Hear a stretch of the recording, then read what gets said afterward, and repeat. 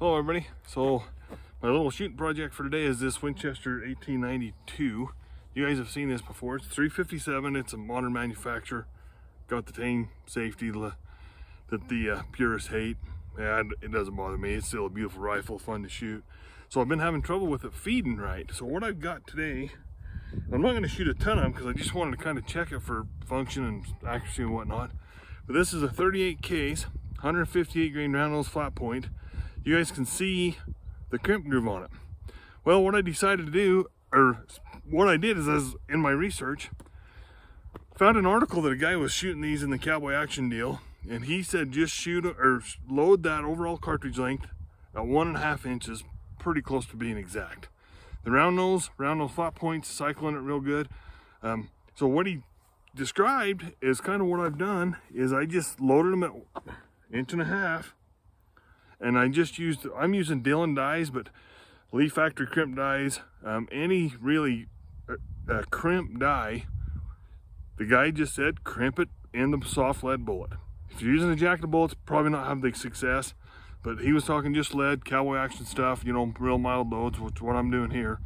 So you guys hopefully can see the crimp. There's no groove, there's no nothing, it's just crimped into the bullet.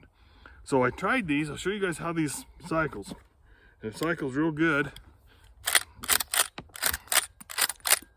You guys can see that cycles really nice. There are no hang-ups whatsoever on that. So I'm tickled with that because I have had tons of trouble with this guy cycling.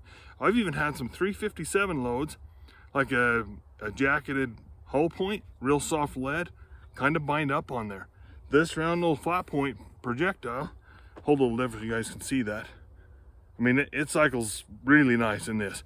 The action on this gun's a little stiff. I think it's just because it's new, hasn't hardly been used at all. I haven't done anything to it. So anyway, I'm tickled with that cycle. So we'll set up some targets. Who knows where these guys are gonna shoot. I'm hoping they shoot good. I'll probably shoot maybe one group or a couple groups at 25 yards and we'll move to 50 and see what we got. All right, so I got the target set up there. We'll just shoot 3 shots at 25 yards and see where it's gonna hit.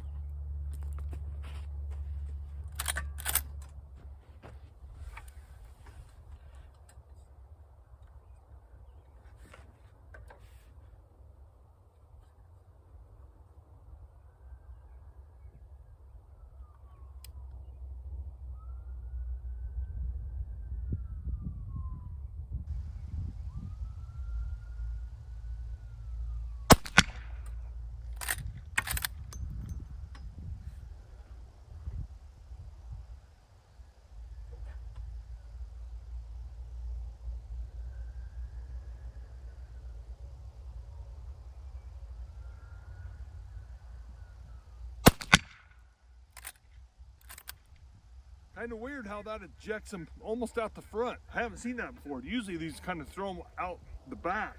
A little bit different.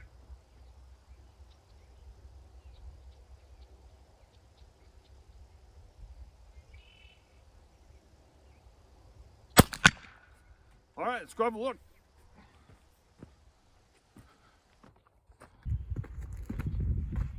Well, heck, that's a dandy little group. That's 3 shots, well under 1 inch at 25. So I think we'll go ahead and move out at 50. No reason to keep shooting that close range. Point of impact's about right. Be interesting to see. It might be off a little bit at 50. Not sure. We'll have to check it. All right, so that 25 yards group shot real good. I got one set up at 50. We'll give it a try. Be interesting to see the point of impact because it's about right on this one. I almost feel like it's going to be low because the loads are going so slow, but I don't know, we'll just have to check it out.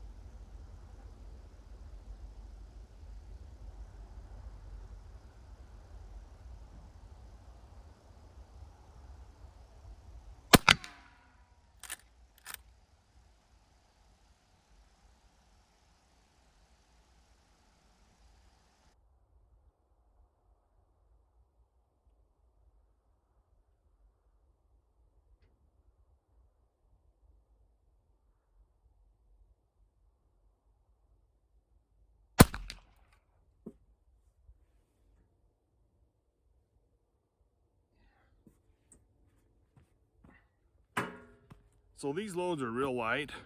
You can see that the case isn't even swelling enough to make a good seal on it. So guy probably ought to bump those up a little bit. I don't remember exactly what I'm using right this off the top of my head, but it's obviously a really light load. I mean, another half a grain or something of, I think I'm using tight group. And I've used a lot of red dot on 38s, but just part of the load process. We'll just go see how this thing grouped. All right, I kind of wondered if that wasn't gonna be the case. These are two, that may be one, that may be one, I'm not sure. Super low. I'm gonna I'll raise the side elevator up one notch. We'll shoot another group, see what it does. So I raised the side elevator up on this guy. I'm about to the top notch. I hope that'll bring us up where we want. But I know that I've showed you guys on that 4570 how nice the loading gate is. On this one, it's almost easier to leave that cartridge in that way, and then you just grab the next one and shove in. My fingers are so big, it's almost hard to get my finger in there to push that all the way in. So anyway, still a super neat little rifle. So hopefully the sights will line up.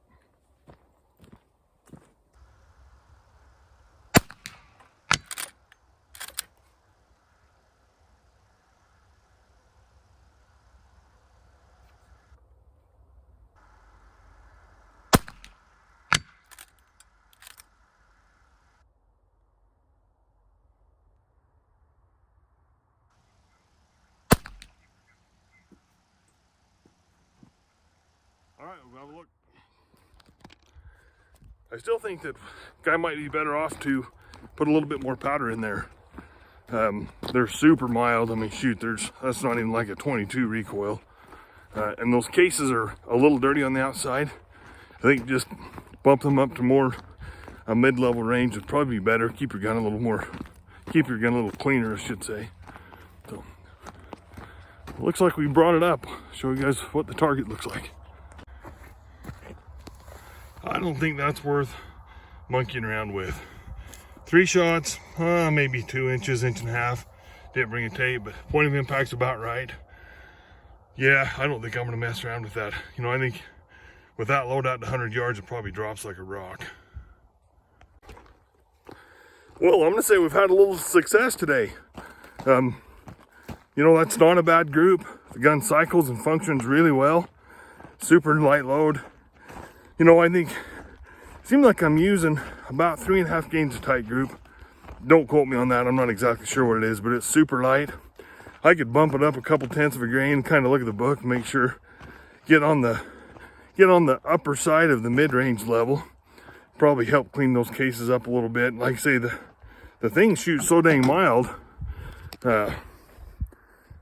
Another 3 or 4 half a grain, or 3 or 4 tenths of a grain, half a grain, probably won't make any difference whatsoever on it. So anyway, I got a few shells left. We're just gonna have some fun, shoot some steel with it. All right, so you guys have seen me shoot to that 50-yard gong. I missed it a lot with the pistol.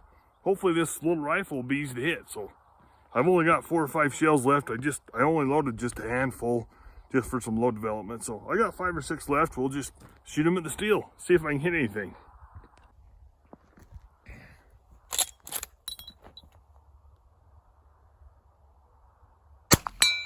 Hey, there's a hit. And one of my shells did not function correctly.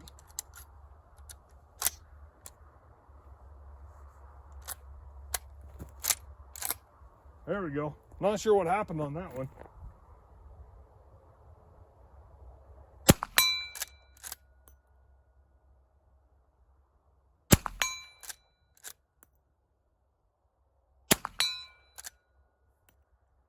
Well, that's 4 out of 4. Probably a good place to quit.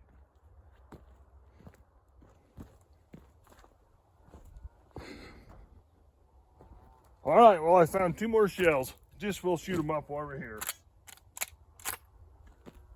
So I figured out what I did on that when it did cycle. I'm not quite getting the stroke all the way forward. I did it on that one too, and I realized it. So I think that's what was the malfunction on the last one.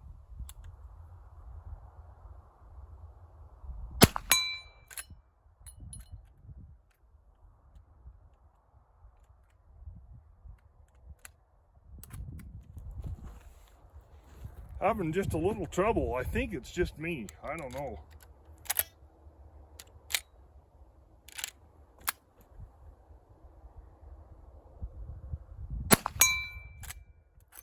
Well, that's a dandy little rifle. All right, you guys, I think we're gonna call that a night. The sun's about down.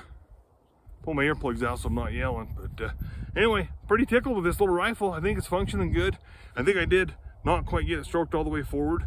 The gun is pretty stiff. You know, there's a little bit of talk on the internet with the cowboy action guys that there's a few gunsmiths that specialize in those, can really smooth them up.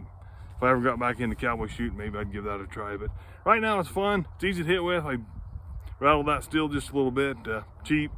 The way ammo and components are today, we need to save every penny. So still have fun with the 38. I got tons of brass, tons of lead for it. So anyway, well, thanks for watching. Please comment if you have any experience with these 92s. I'd love to hear what anybody else has done with them. This is the first one. This rifle actually belongs to my dad, so don't have any experience with 92s. Had a lot of fun with this. It's a beautiful gun. So anyway, please subscribe. Thanks for watching.